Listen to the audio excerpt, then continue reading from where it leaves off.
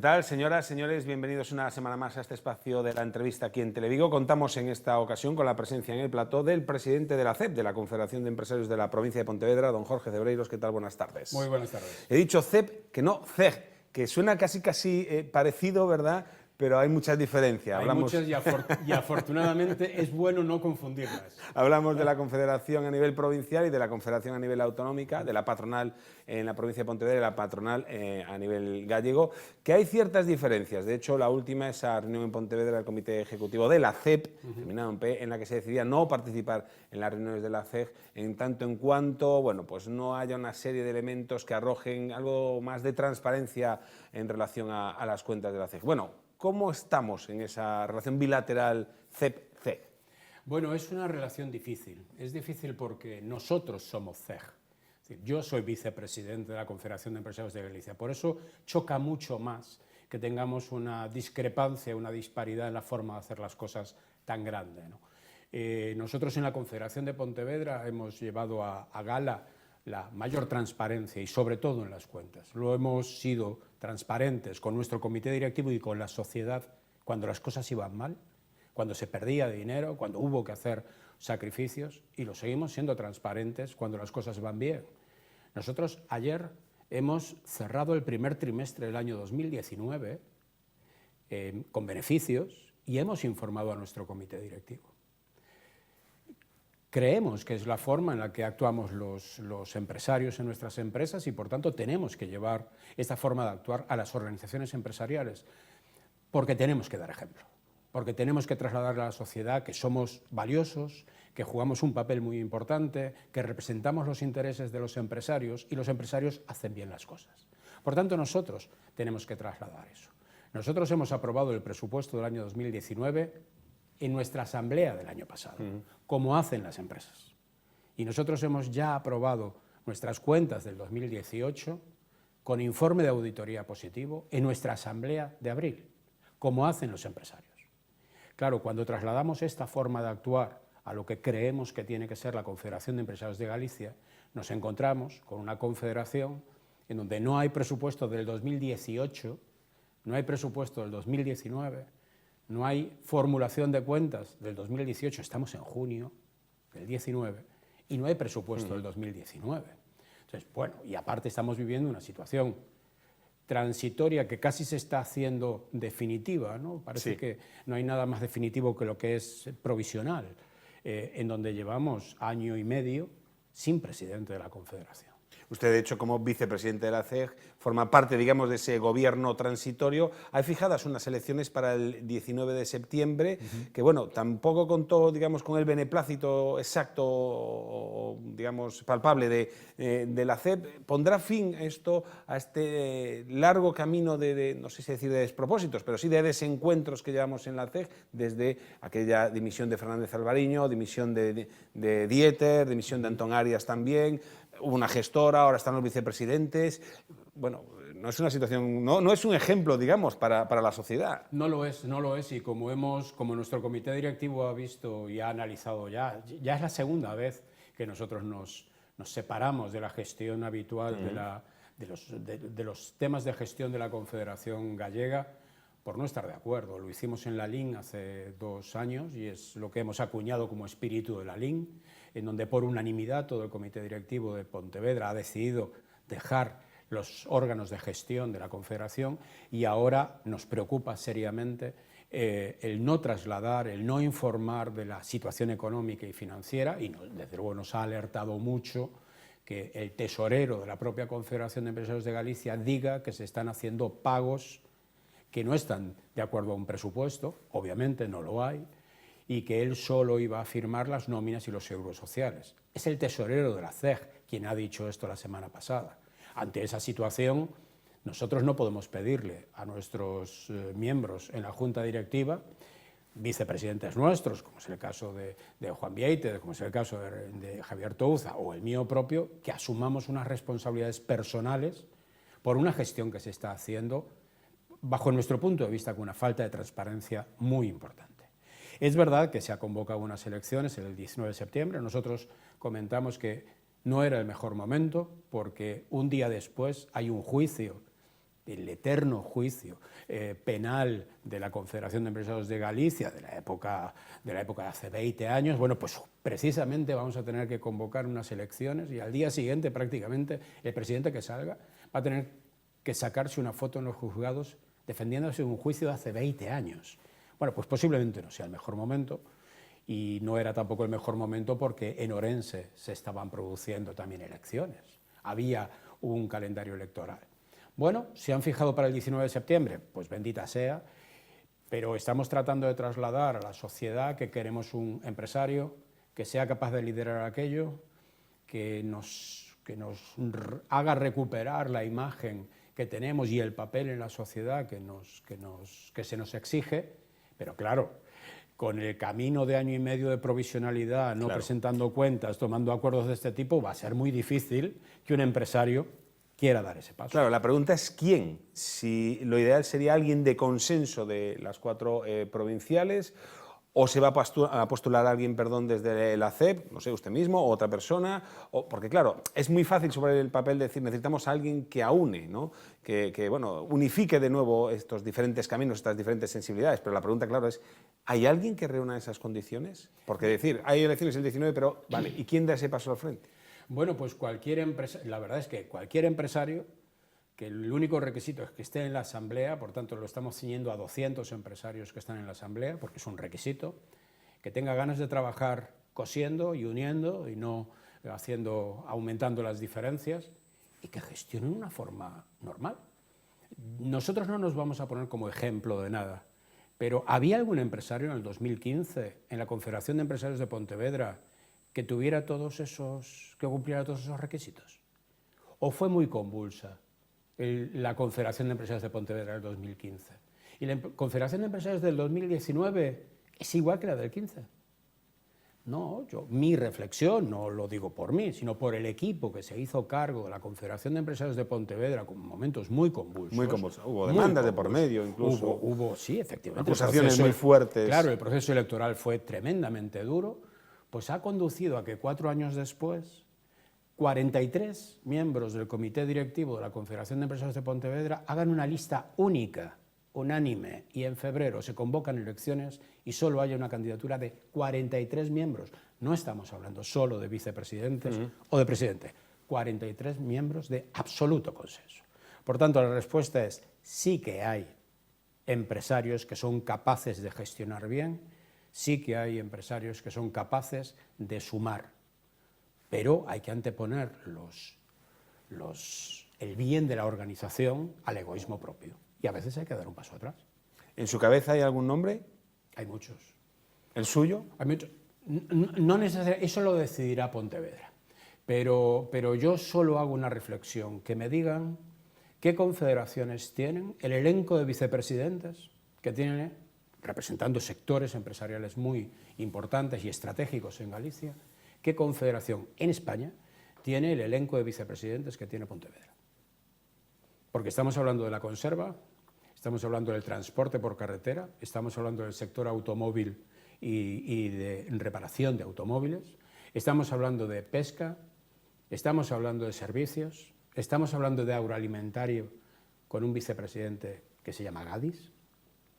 Bueno, pues esos son solo 5 o 6 casos de magníficos empresarios que representan sectores muy potentes y que han demostrado que son capaces de gestionar perfectamente sus organizaciones, porque estamos hablando de Arbi, estamos hablando de Gadis, estamos hablando de Anfaco, estamos hablando de Atra o estamos hablando de Felatramer o Asetranspo. O sea que elenco donde elegir hay muchos. Hay quien pueda pensar que detrás de todo esto, detrás de esta situación convulsa en la CEGAI, lo que hay es una lucha de poder norte-sur por hacerse con el control de la Confederación, históricamente en manos del norte, vamos. Bueno, podría ser una reflexión, pero también contra esa reflexión hay otra. ¿Por qué Pontevedra entonces no se presentó en julio del año pasado a las elecciones, cuando no hubo ningún candidato? Si esto fuera una guerra norte-sur, el sur, si lo llamamos así, hubiera aprovechado que no hay ningún candidato en julio del año pasado y se hubiera presentado. Y no lo ha hecho. Es que no es una guerra norte-sur, ni este-oeste, ni Atlántico interior. ¿Ni personal? Ni personal tampoco, porque una de las condiciones que nosotros hemos puesto es que quien quiera ser presidente de la Confederación de Empresarios de Galicia no puede simultanear el puesto con otra presidencia. Bueno, si mis compañeros están dispuestos a hacer eso, pero no estuvieron dispuestos a hacerlo. Históricamente no ha sido así, obviamente. Estoy pensando en Antonio Ramilo. Claro, y el señor Fontela, que ha simultaneado 12 años de Confederación Gallega con la Confederación de Empresarios de Coruña. Pero tampoco Orense ha querido dar ese paso en el momento en que desafortunadamente ha fallecido Canal, pero tampoco ha dado ese paso el año pasado, pudiendo presentarse. Entonces, nosotros entendemos que la tarea que hay que hacer en la Confederación de Empresarios de Galicia es de tan amplio espectro, tan grande, que tiene que ser full time. Full time desde el punto de vista de la organización que representa, ¿no? Y por tanto no puede ser un presidente de una sectorial o no puede ser un presidente de una provincial. Si están dispuestos a admitir eso, por algo no aprobaron los estatutos. Bueno, porque aparecía esa condición. Corren malos tiempos, que diría la canción, o tiempos convulsos en el seno de la CEG, pero mucho más arriba, digamos, en lo estructural, en la economía también está esa amenaza de Brexit que prácticamente está todo encaminado hacia un Brexit duro, lo que se dice, es decir, sin acuerdo con la Unión Europea, esa salida del Reino Unido de la UE, ¿no? De la Unión Europea. Se ha hablado mucho de planes de contingencia de las empresas. ¿Estamos preparados para ese escenario no deseado, entiendo? Bueno, ahí hay dos partes también de reflexión, ¿no? Por una parte, se está complicando mucho la situación Brexit y más con las interferencias o injerencias del presidente de Estados Unidos en su visita institucional hace una semana, ¿no? Diciendo cuál tiene que ser el candidato y parece que ese candidato... Señalándolo directamente. Y parece que ese candidato tiene muchas posibilidades, pero es que aparte dice que no solo va a hacer un Brexit duro, sino que va a dejar la factura impagada. Estamos hablando de 40.000 millones. Sí. Esto va a ir directamente contra el presupuesto de la Unión Europea. Una Unión Europea que además se encuentra algo más debilitada posiblemente que hace unos meses, porque se está constituyendo y porque vamos a tener un equilibrio de poder entre los partidos mayoritarios o históricamente mayoritarios que va a cambiar necesariamente. Y que este Brexit además está haciendo un efecto, bajo nuestro punto de vista, contagio a otras regiones y a otros países de Europa, en donde los eurófobos y los extremismos están ganando la partida, ¿no? Y a esto suma que la situación económica de muchos países nos están alertando sobre una recesión, como puede ser Italia, como puede ser Grecia, como puede ser Francia o incluso Alemania. Está afectando a Alemania, ¿no? Entonces, bueno, que son nuestros países destino de nuestras exportaciones. Por tanto, Brexit no solo es el impacto Reino Unido, y en sectores tan importantes como pesca, como textil, incluso servicios. Es que es el impacto contagio que está produciendo en el resto de la Unión Europea. Y si a esto le sumas esta batalla comercial que se ha empezado a desarrollar entre Estados Unidos y el mundo, pero fundamentalmente con China, Europa va a ser ese campo de batalla de esa guerra comercial, ¿no? Ya se están notando un poquito esas exportaciones gallegas en el primer trimestre del año que han bajado, en lo neto, unos 1.000 millones de euros. Sí. Se ha notado, es que se tiene que notar necesariamente, porque el impacto que está generando todas estas incertidumbres, no solo Brexit, sino también unas elecciones europeas, los extremismos, la inmigración y demás, la seguridad, está impactando en nuestros clientes. Y nuestros clientes se llaman Italia, Francia, Alemania y Reino Unido. Y por tanto, claro que se está notando, ¿no? El mercado además nos ha dado la mala noticia de que Turquía está en la situación en la que está, con lo cual el automóvil, que es un destino de exportación de automóviles a Turquía, pues también se ha resentido. Entonces, este impacto Brexit, ¿están preparadas las empresas? El mensaje institucional de los ministerios y del gobierno dice que esto se resuelve con planes de contingencia. Yo soy empresario. Yo me meto dentro de mi empresa y yo quiero pensar como piensan mis compañeros empresarios. ¿Cómo hago yo un plan de contingencia cuando no sé lo que va a pasar la semana que viene? Porque hasta hace poco el Brexit iba a ser blando, hace poco el Brexit iba a ser, si iba a llegar a un acuerdo, de hecho la Unión Europea tiene un acuerdo. ¿Cómo hago un plan de contingencia contra un seguro de cambio, contra una devaluación de la libra, contra una caída del 10% de mis exportaciones? ¿Busco otros destinos? ¿Es tan fácil en 3 meses, 6 meses tomar todas esas decisiones? Entonces, hay que ponerse en el sitio de un empresario que en muchos casos, en el 99% de los casos, tienen menos de 20 trabajadores. Y se le está pidiendo, se le está poniendo la responsabilidad de que hagan planes de contingencia. Hay que hacerlos. Vale. Pero el gobierno tiene que hacer algo más. No me llega con el plan de contingencia porque yo no tengo información suficiente de qué tengo que hacer. ¿Y qué tiene que hacer el gobierno? ¿O qué debería hacer el gobierno? Pues desde luego tiene que liderar esos planes de contingencia. Tiene que saber que vamos a tener problemas con las líneas aéreas, tiene que saber que vamos a tener problemas con las infraestructuras, tiene que saber que vamos a tener problemas con el seguro de cambio. Todo esto tiene que poner todos estos instrumentos a disposición de los empresarios. Pero de los empresarios, cuando se habla en este país de los empresarios, estamos hablando del impacto que pueda tener en Telefónica, en OHL, en ACS. Ya, pero ¿y el impacto que va a tener una empresa de 15 trabajadores, que el 10% de su exportación es Reino Unido? ¿Somos nosotros especialmente vulnerables? Estoy pensando, por ejemplo, en el sector de la pesca, ¿no? Muchos barcos que faenan en aguas, ¿no?, vinculadas al Reino Unido, o la automoción, ¿no?, uno de los principales mercados al que exportamos también es al Reino Unido. Es decir, no sé si somos nosotros más vulnerables a ese efecto que a lo mejor otras regiones, y en ese sentido, claro, preocupa más lo que pueda ocurrir. Bueno, somos especialmente vulnerables porque somos especialmente estratégicos. A nuestras empresas y a nuestros sectores, Pontevedra, hay muy pocas provincias que tengan los sectores estratégicos tan potentes que tiene Pontevedra. Por tanto, como le hemos pedido a esos sectores estratégicos que en el momento de la crisis salieran fuera, pues están más expuestos a cualquier crisis. Pero es que cualquier crisis puede ser Venezuela, puede ser Brasil, pudo ser Argentina y ahora es Reino Unido.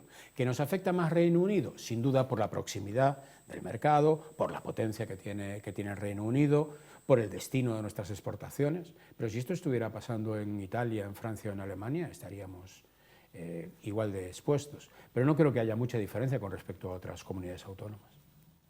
Vamos a cambiar de tema. Mientras tanto, el Gobierno se afana en pedir un mayor control de las horas extra, digamos, de los trabajadores, del fichaje, para que nos entendamos, que todas las empresas ahora están obligadas a tener un control de las horas que realizan sus trabajadores. Esto ha sido criticado por parte de la COE, de todas las patronales, porque está poco, dicen, definido, y porque parece que no ayuda, ¿no? No sé qué es lo que esperan de esa ley, que se aclare, o si ayuda en algo o son más palos en la rueda. Bueno, hay varios puntos de vista en esto, ¿no? Lo primero que pedimos es que exista la flexibilidad suficiente para, por lo mismo que hemos dicho antes, no se legisle en contra de las grandes empresas, y las que sufren son las pequeñas. Por tanto, lo que pedimos es flexibilidad en los instrumentos para saber que hay empresas con 3 trabajadores, hay empresas con 20 y hay empresas con 500. Posiblemente el control horario ya estaba implantado en todas aquellas empresas, fundamentalmente industriales, fundamentalmente por encima de 100 trabajadores, ya había métodos de control horario. El problema es cómo se adecúan las pequeñas, que los ha pillado de improviso, aunque esto no es una novedad. Es decir, la obligación del registro horario hace 4 años, desde el texto refundido del Estatuto de los Trabajadores del 2015, ya es obligatorio fichar cuando hay horas extras o cuando hay jornadas reducidas. Entonces, bueno, yo creo que hay que tranquilizar un poco, hay que ver que esto no es nuevo, hay que tener instrumentos flexibles, y los hay, para poder adecuarse. Pero nosotros entendemos también que esto es una oportunidad para los empresarios. Los empresarios tenemos que ver que detrás de cualquier amenaza, de cualquier problema, hay una oportunidad. Y hay una oportunidad para la lucha contra el absentismo. Muchos empresarios se quejaban de que la hora del bocadillo no eran 15 minutos y eran 45. Muchos empresarios se quejaban de que sistemáticamente había trabajadores que llegaban tarde, y esto es un agravio comparativo contra otros que son puntuales. Y otros que en la hora del bocadillo venían con la cesta de la compra. Bueno, pues todo esto, tenemos ahora mismo una ley manifiestamente mejorable, porque ha salido muy rápido, pero por culpa de los políticos, no de los empresarios. Se ha publicado muy rápido, posiblemente 2 meses no sea tiempo suficiente para poder implantarlo, pero entendemos que es una oportunidad para la lucha contra el absentismo. ¿Debería haber una moratoria, dar más tiempo? Vamos a ver, las moratorias en las leyes, en el momento que se publican, no hay moratoria posible. Bueno, ya digo... sí pedimos flexibilidad en que la Inspección de Trabajo sirva de evangelizador, no solo de sancionador, y me consta que en Pontevedra lo están haciendo, que sean evangelizadores. ¿Qué es lo que debería hacerse? ¿Qué es lo que está permitido y no? Si queremos controlar la jornada laboral o queremos controlar el tiempo efectivo de trabajo, si vamos a tener que fichar todas las pausas o no, ¿sí? Bueno, pues que nos ayuden a implementar una gestión horaria, más que un control, una gestión horaria, en unos momentos en donde se habla de flexibilidad, en donde se nos pide a las empresas ser socialmente responsables y que ayudemos a conciliar, a que haya teletrabajo. Pues muy bien, pues vamos a introducir todo esto, ¿no? Pero que no se empiece por la vía de la sanción. Me consta que en Pontevedra lo están haciendo y hay que agradecerse a la Inspección de Trabajo. También es verdad que me consta, y hay noticias hoy a la mañana, que en otras provincias y en otras regiones de España no está siendo así. Por tanto, flexibilidad, adecuarse a la necesidad de cada tipo de empresa, de cada tipo de trabajador, y es una ley que, como prevención de riesgos laborales o cualquier otra, no nos queda más remedio que cumplirla de la mejor forma posible. Claro. Nos quedan apenas 5 minutos. En los últimos meses veíamos esa alianza de las confederaciones, tanto a nivel de Galicia, de Asturias, de Castilla y León, para impulsar nuestras infraestructuras, fundamentalmente las ferroviarias, ese corredor del noroeste, engancharse hacia Europa, que la Unión Europea finalmente ha dado ese visto bueno, pero aunque ha dejado un poquito descolgado esa salida sur. ¿Qué lectura hacemos de todo esto y si estamos en el camino o se están echando demasiadas bombas al aire cuando efectivamente todavía, bueno, pues hay cosas que hacer? Bueno, había un primer reto en esta plataforma del Atlántico Noroeste, un primer reto que era la conectividad. Es decir, era muy grave para el noroeste de España que nuestras líneas ferroviarias, es decir, que el corredor atlántico pasara de Palencia hacia abajo y que no tuviéramos el noroeste conectado. Que no existiéramos. No existíamos, y además es que no existen tampoco los 7 puertos de interés del Estado que tiene Asturias y Galicia, ¿no? Eso era muy grave. Por tanto, ¿dónde hemos focalizado las administraciones, los sindicatos, las organizaciones empresariales de esas 3 comunidades autónomas? En que hubiera conectividad, en que estuviera el trazado definido, que estuviera aprobado y que pudiera concurrir proyectos a esos fondos. Primera tarea, digamos que cumplida, en donde hay que agradecer la presencia y la ayuda de todo el mundo, Bruselas incluido. A partir de ahí, ¿se nos han quedado flecos? Pues efectivamente. Se nos ha quedado esa salida sur, se nos ha quedado esa conectividad con el puerto de Vigo, se nos ha quedado también el puerto de Musel, se nos ha quedado la variante de Pajares, claro que se nos ha quedado. Esa es la segunda parte de la tarea. Ahora tenemos que esperar a que se constituya un nuevo Parlamento, una nueva comisión, y recemos para que los comisarios con los que hemos hablado sigan manteniendo bueno, esa cuota de poder y esa proximidad que han tenido con nosotros, porque nos queda una tarea muy importante. Y ahora queda una tarea tremendamente importante, que es hacer proyectos competitivos. Estamos hablando de más de 3.000 millones de euros en el caso de Galicia, proyectos competitivos que sean aprobados para poder conseguir la financiación europea. Por tanto, el reto es muy importante. El reto es no quedarnos descolgados con esa salida sur y ese enganche del puerto de Vigo y no conseguir más allá, digamos, de la mitad de ese bueno, gran reto, ¿no? El superior que era, ¿no? Es que para nosotros el reto de que el corredor del noroeste entre por Orense, Vigo, Coruña, lo ponemos casi a la misma altura que el reto de Vigo-Oporto. En tráfico de mercancías. Es decir, Vigo tiene una característica, que va a poder salir por 2 sitios.